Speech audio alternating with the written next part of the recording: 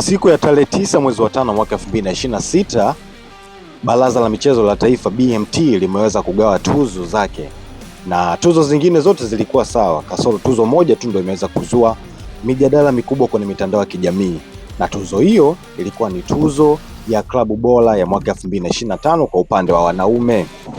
Tuzo hiyo ilikwenda kwa klabu ya Simba Sports Club, ndio iweza kuchukua tuzo hiyo.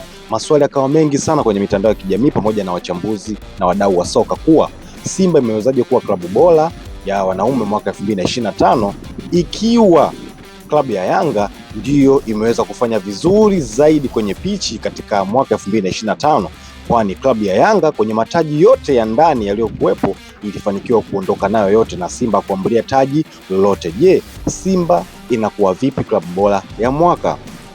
Uchambuzi ukafanyika, lakini mwisho wa siku vigezo vikatoka vya BMT vya kuweza kuipa klabu bora ya mwaka.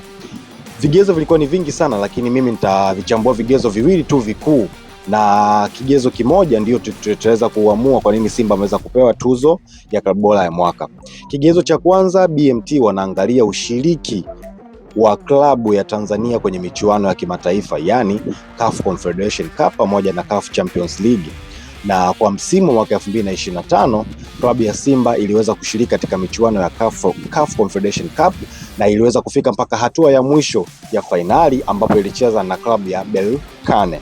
Hivyo BMT wao focus yao kubwa sana, wana focus na timu ambayo inashiriki michuano ya kimataifa. Kwa hiyo ni moja kati ya vigezo ambavyo BMT wanavizingatia. Lakini ukija vigezo namba 2 ni wanaangalia klabu ambayo imeweza kuchukua mataji ndani ya nchi, ambapo wanaangalia taji kama la CRDB Federation Cup, wanaangalia ngao ya jamii pamoja na ligi kuu. Ukiangalia vigezo hivyo viwili unagundua kuwa klabu ya Simba imeweza kupewa tuzo ya klabu bora ya mwaka ni kutokana na ushiriki wake wa kimataifa kwenye michuano ya CAF Confederation, ambapo ilifika hatua ya fainali ya shirikisho ambapo ilicheza na klabu ya Berkane. Hivyo ndio maana Simba imepewa klabu bora ya mwaka.